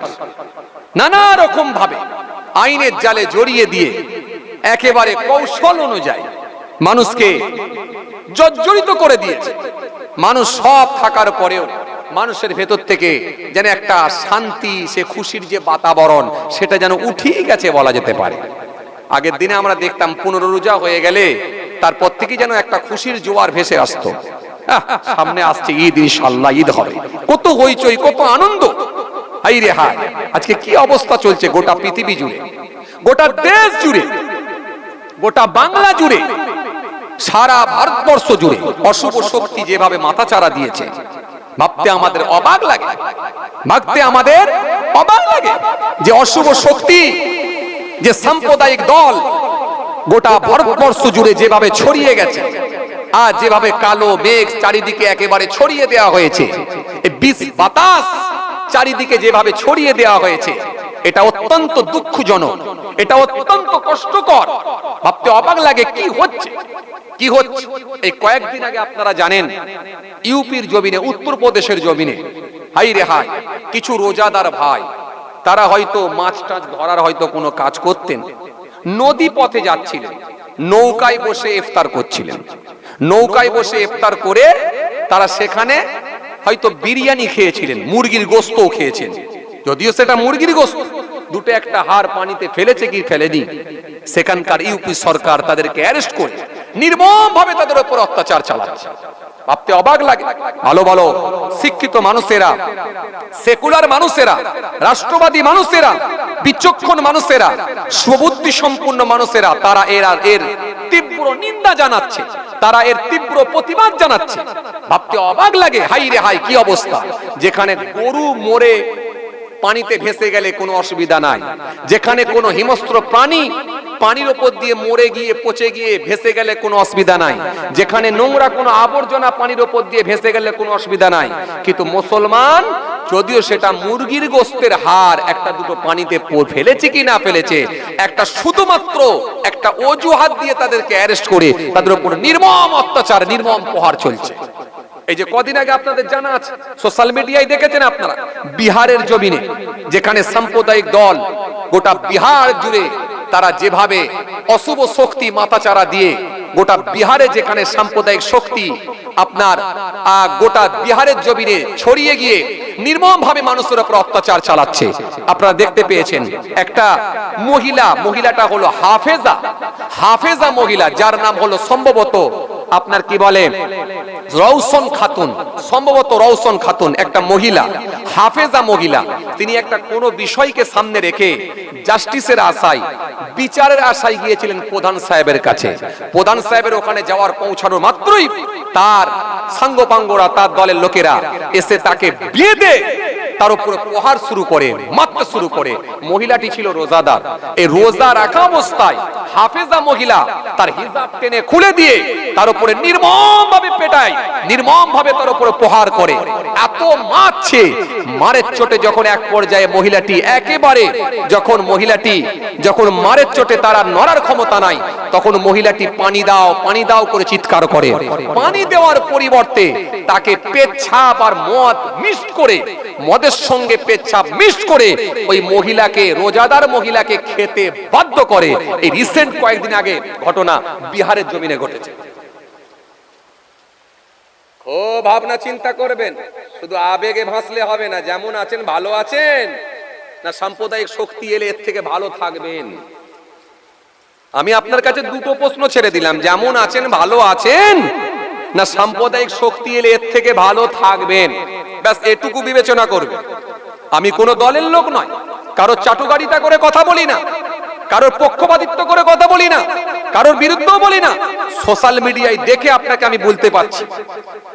মনে রাখবেন, পশ্চিম বাংলার জমিনে আজও আলহামদুলিল্লাহ আমরা জলসা মাহফিল করি, টুপি দাড়ি রেখে ঘুরে বেড়াই। হিন্দু মুসলমানের মধ্যে আমাদের একটা সম্প্রীতি আছে, একটা মেলবন্ধন আমাদের মধ্যে আছে। আমাদের বস্ত্র বিতরণের অনুষ্ঠান হলে হিন্দু ভাইরাও আসে, তাদের কোনো অনুষ্ঠান হলে আমরাও যাই। আমাদের ঈদের অনুষ্ঠানে তারাও আসে, তাদের কোনো অনুষ্ঠানে আমরাও যাই। আমরা একই সঙ্গে বিয়ে বাড়িতে একই সঙ্গে খাওয়া দাওয়া করি, আমরা একসঙ্গে বড় হয়েছি। এই যে সম্প্রীতি, এই যে ভালোবাসা, এই যে মানুষের মধ্যে যে আন্তরিকতা, এই যে হিন্দু মুসলমানের মধ্যে যে মেলবন্ধন, এটা তারা নষ্ট করে দিচ্ছে। আদার্স স্টেট, আদার্স রাজ্যের দিকে যদি তাকিয়ে দেখেন, সব নষ্ট করে দিয়েছে। খালি বাংলাটাকে আগামী দিনে তাদের লক্ষ্য, যে কোনো ভাবে বাংলায় ক্ষমতায় এসে হিন্দু মুসলমানের সম্প্রীতিকে নষ্ট করে দিয়ে, মানুষের মধ্যে ফাটল তৈরি করে দিয়ে, জাতের বিভাজন তৈরি করে, চারিদিকে শুধু দাঙ্গা হাঙ্গামা লাগিয়ে দিয়ে রক্তের বন্যা বইয়ে দেওয়াটাই হলো তাদের মূল লক্ষ্য।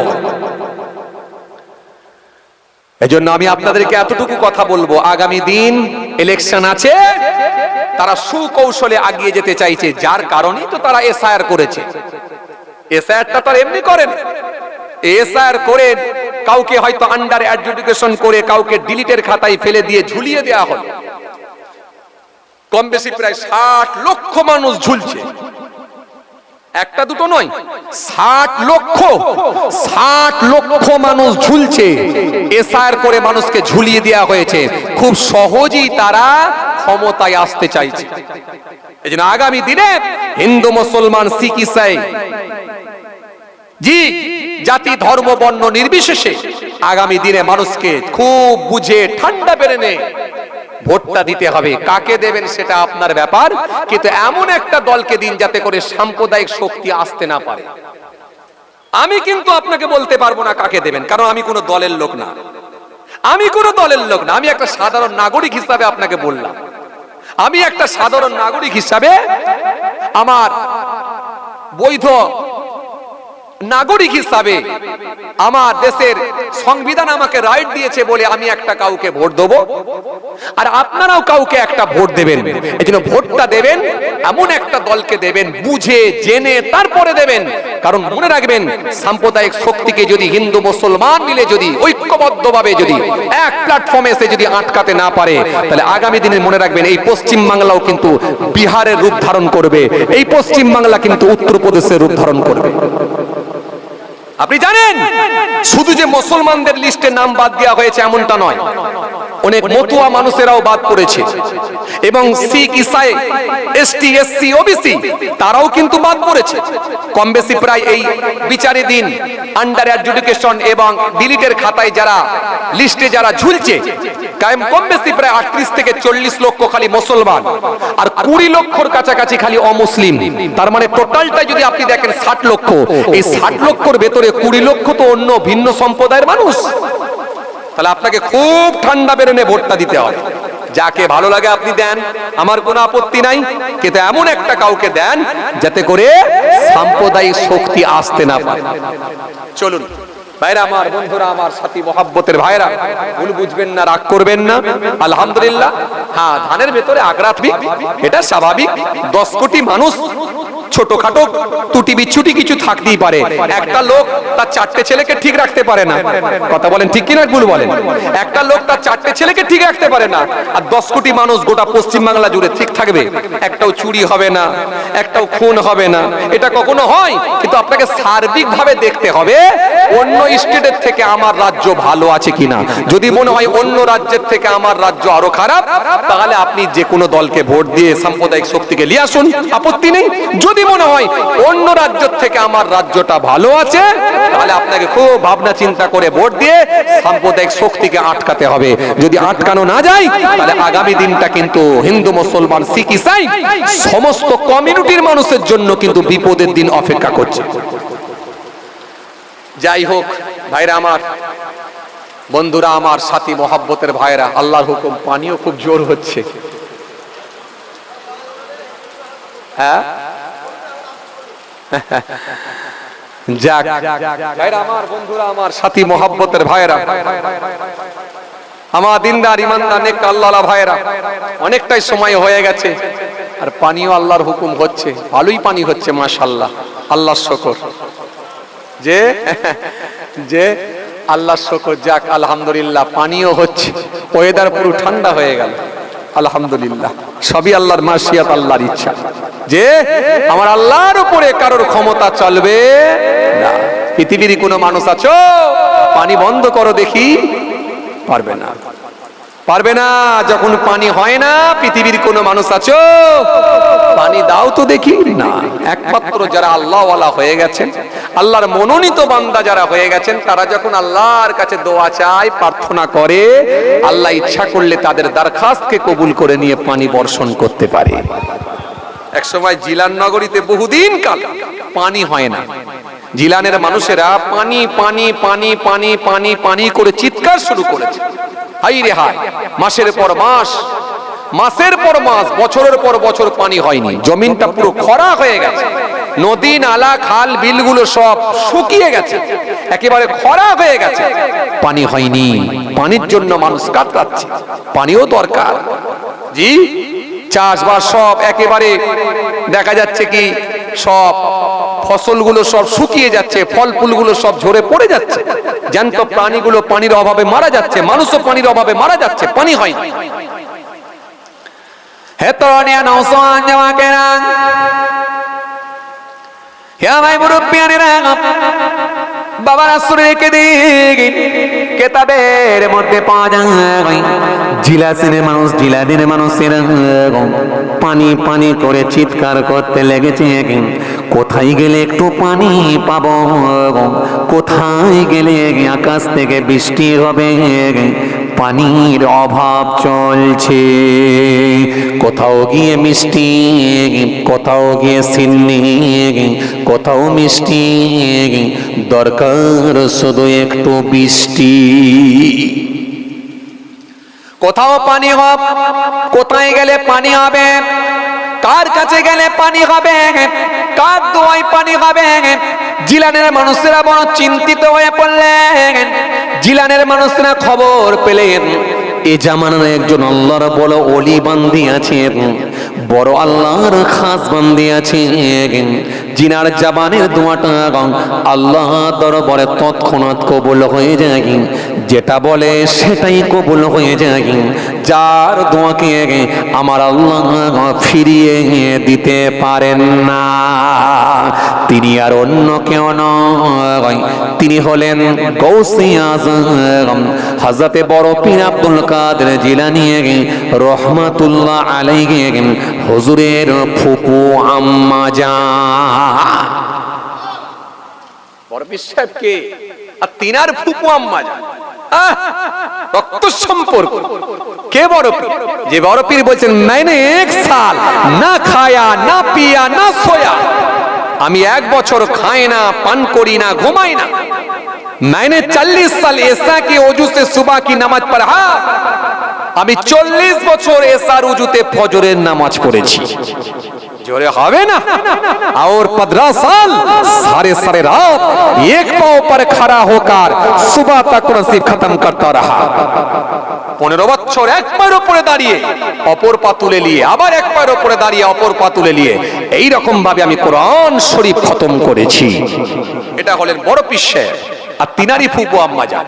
জিলানের মানুষেরা যখন জানতে পেরেছেন এই জামানায় একজন মস্ত বড় আল্লাহর ওলি বান্দি আছেন, আল্লাহর খাস বান্দি আছেন, এক আবেদা, এক সালেহা, যার জবানের দরখাস্ত দোয়াকে আল্লাহ তৎক্ষণাৎ কবুল করে নেন, তিনি অন্য কেউ নয়, বড় পীর সাহেবের ফুপু আম্মা জান। কিতাবের মধ্যে পাওয়া যায় জিলানের মানুষগুলো ঐক্যবদ্ধ হয়ে এক জায়গায় জমা হয়ে বড় পীর আব্দুল কাদের জিলানী রহমাতুল্লাহ আলাইহি হুজুরের ফুপু আম্মা জানের বাড়িতে গেলেন। ফুপু আম্মা জানের বাড়িতে গিয়ে সালাম দিলেন, পর্দার আড়াল থেকে সালাম দিয়ে বললেন, ওগো আমাদের আম্মা জান, দীর্ঘদিন ধরে আকাশ থেকে বৃষ্টি বর্ষণ হয় না, দীর্ঘদিন ধরে আকাশ থেকে পানি অবতীর্ণ হয় না। ও আম্মা জান, আপনি তো আল্লাহর ওলি বান্দি, একটু মেহেরবানি করে আল্লাহ দরবারে দোয়া চান। আম্মা জান সেই সময় বলেছিলেন, ও জিলানের মানুষেরা, ও জিলানের মানুষেরা, আমি একজন আল্লাহর খাস বান্দি নই, আমি একজন আল্লাহর গুনাহগার বান্দি। আমার জাবানের দোয়া কবুল হবে কি হবে না এটা আমার জানা নাই, তবে আপনারা বহু আশা নিয়ে, বহু আকাঙ্ক্ষা নিয়ে এসেছেন, আপনারা একটু ওয়েট করুন, একটু বসুন। আম্মা জানা থাকতে না পেরে বাড়ির ভেতর থেকে, ওসরা থেকে, উঠোন থেকে একটু নেমে এলেন, খালি ঝাড়ুটা একবার হাতে করে নিলেন, হাতে করে নিয়ে জমিনে একবার ঝাড়ু মেরে দিলেন। ঝাড়ু মেরে দিয়ে আল্লাহকে বললেন, মালিক আমি তো জমিন পরিষ্কার করে দিয়েছি, এবারে আপনি ইচ্ছা করলে রহমত বর্ষণ করতে পারেন। আরো জোরে বলেন, যখনই জমিনটা পরিষ্কার করে দিয়েছেন, যখনই জমিনটাকে ঝাড়ু দিয়ে দিয়েছেন, জমিনটা ঝাড়ু দিয়ে খালি এই কথা বলেছেন, ও আমার মালিক, ও আমার আল্লাহ, জমিন তো আমি পরিষ্কার করে দিয়েছি, এবার ইচ্ছা করলে আপনি রহমত বর্ষণ করতে পারেন। বলা মাত্রই আমার আল্লাহ পাক আকাশের সঙ্গে সঙ্গে একেবারে কালো হয়ে গেল, মেঘ ধরল। এই মেঘ ধরার পর অফুরন্ত আল্লাহ পানি নাজিল করে দিলেন। এত পানি, এত পানি, এত পানি, ঘন্টার পর ঘন্টা পানি, সারাদিন পানি, সারা রাত পানি, জিলাননগর ভেসে যাবার মতো অবস্থা। এইরকম সিচুয়েশন দেখে কয়েকদিন পানি বন্ধ না হওয়ার কারণে আবার জিলানির মানুষগুলো কানতে কানতে আম্মা জানের কাছে দৌড়ে আসে, ওগো আমাদের আম্মা জান, আর একবার আল্লাহকে বলেন যাতে করে এবারে পানি বন্ধ হয়ে যায়, নাহলে জিলাননগর আর বাঁচানো যাবে না, ভেসে যাবে, বন্যা হয়ে যাবে। আম্মা জান সেই সময় বললেন, ও আমার আল্লাহ, অনেক দিয়েছেন, খুব দিয়েছেন আল্লাহ, সবাই জান ঠান্ডা করে দিয়েছেন। ও আমার আল্লাহ, দয়া করে এবার আপনি পানি বন্ধ করতে পারেন। বলার সঙ্গে সঙ্গে আমার আল্লাহ পাক আকাশের পানি বন্ধ করে দিলে। যেন মনে হচ্ছে আম্মাজানের হাতে রিমোটটা আম্মাজানের হাতেই আছে, এই রিমোট কন্ট্রোলটা আম্মাজানের হাতেতেই দেওয়া আছে। সুইচ মারলে পানি, সুইচ মারলে পানি বন্ধ। কেমন কামেলা ছিলেন, কেমন আবেদা ছিলেন, যেটা বলতেন সেটাই কবুল হতো। তার মানে এত বড় আল্লাহর ওলি বান্দি ছিলেন। এইভাবে শুধু আপনি যদি একটা দেখেন তা না, মা রাবিয়া বাসারির দিকে তাকিয়ে দেখেন, এরকম পৃথিবীর জমিনে যারা আল্লাহর ওলি বান্দি ছিলেন, আল্লাহর যারা খাস বান্দি ছিলেন, তারাও ইবাদত করে করে আল্লাহর মাহবুব বান্দি হয়ে, আল্লাহর মাহবুবা বান্দি হয়ে গিয়ে, আল্লাহর খাস বান্দি হয়ে গিয়ে যাদের জবানের দোয়াটা আল্লাহর দরবারে তৎক্ষণাৎ কবুল হয়ে যেত। কথা বুঝে আসছে? যাক, আলহামদুলিল্লাহ, আল্লাহর শুকর, পানি একটু কমে গেছে। আপনাদেরকে আর কষ্ট দেবো না। আল্লাহ যদি ফের কোনো সুযোগ দেয় ইনশাআল্লাহ আলোচনা হবে। কারণ আমি যে বিষয়টা নিয়ে আলোচনা করতে করতে চলে এসেছিলাম, আজকে আলোচনার বিষয় কি ছিল? অনেক আমল করলে কাজ নাও হতে পারে, আবার ছোট্ট আমল তার ভেতরে খুলুসিয়াত থাকলে কবুল হতে পারে। এটাকে প্রসঙ্গ, এই প্রসঙ্গকে সামনে রেখে আমি বলেছিলাম 5টা প্রশ্ন আসবে আল্লাহ রাব্বুল আলামিন কিয়ামতের ময়দানে, 5টা প্রশ্ন করবে। আর যে প্রশ্নগুলো প্রত্যেকটা বান্দা বান্দিকে ওই প্রশ্নের সম্মুখীন হতে হবে।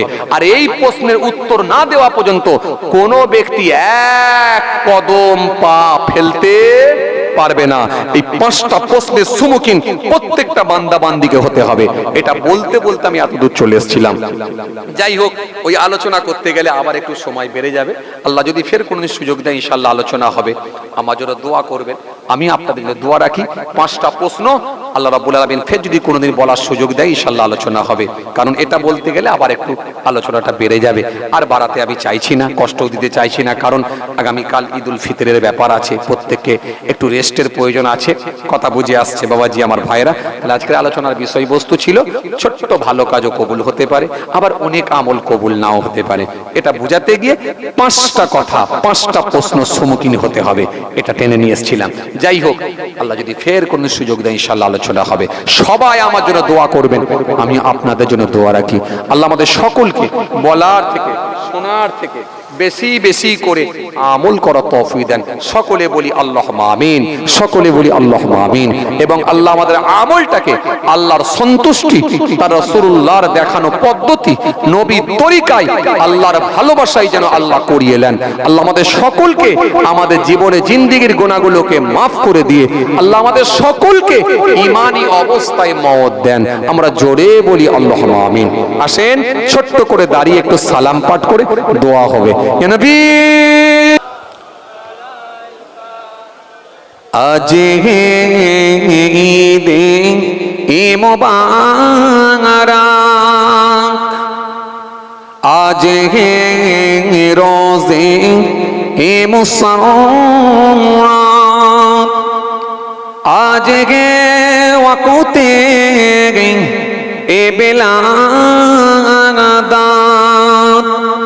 আজ मिला आदे हाज़रात या नबी सलाम सलामुन अलैका या हबीब सलामुन अलैका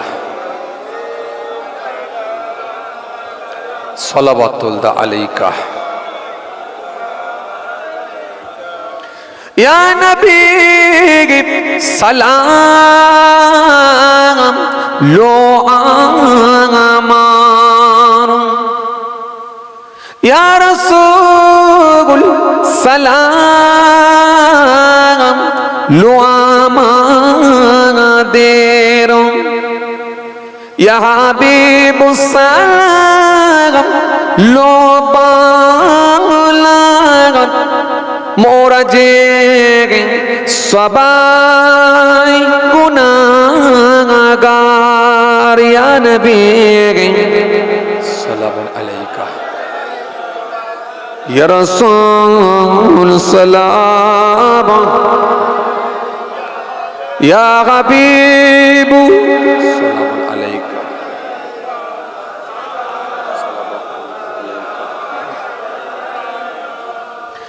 मीम से मदीने हे वाले हे से हसमी हे वाले मीम से मेरा हुआले दाल से दीदार हुआ ले या नबी सलाम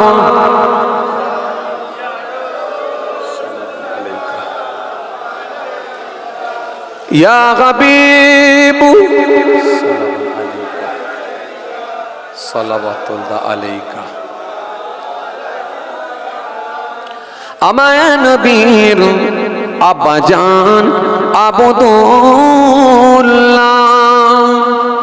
আমার নবীর আম্মাজান আমেনা আমায় নবীর দুধ মা হালিমা আমার নবীর রওজা মদিনা या नबी सलाम या रसूल सलामुन अलैका या हबीब सलामुन अलैका सलावतुल्लाह अलैका সকলে বসেন ইয়া রাব্বি सरीब अल्लाहुम्मा सल्ले आला হয় না ও বান্দা তো তারাবি আমার পছন্দ হয় না ও বান্দা তোর নামাজ আমার পছন্দ হয় না আল্লাহ এই বলে কেন যেন মুখের উপরে ফিরিয়ে দিও ও মালিক যদি ফিরিয়ে দাও আমাদের আর কোনো রাস্তা থাকবে না আমাদের আর কোনো বাঁচার লাইন থাকবে না মালিক তুমি মাফ করতে ভালোবাসো যেভাবে রোজা রাখা দরকার ছিল আমাদের হয় না যেভাবে তারাবি আদায় করা দরকার ছিল আমরা পারি না যেভাবে সিয়াম পালন করা দরকার ছিল আমরা পারি না যে রেস্ট্রিকশন তোমার নবী দিয়ে গেছে সে মেইনটেইন করতে আমরা পারি না তবুও বড় আল্লাহ তোমার হাবিবের গোলাম হিসাবে তোমার গুনাহগার বান্দা হিসাবে আমাদেরকে maaf করে দাও আল্লাহ আমাদের নামাজ রোজা তারাবিকে তুমি কবুল করে নিয়ে এটাই আমাদের জন্য নাজাতের ওসিলা খাস করে এই সামান্য সওয়াবকে নিয়ে আমাদের নবী নূর নবী আখির নবী হযরত নবী মুহাম্মদ রাসূলুল্লাহ সাল্লাল্লাহু আলাইহি ওয়াসাল্লাম হুজুরে নূরে সাহাবা পৌঁছে দিই খাস করে আল্লাহ যদি কিছু সওয়াব দিয়ে থাকে আল্লাহ ইসলাম সওয়াব টুকে নিয়ে বাবা আদম থেকে নিয়ে আজ পর্যন্ত কুল মুমিনিন মুমিনাত মুসলিমিন মুসলিমাত ইমানদার বান্দা আমাদের কবুল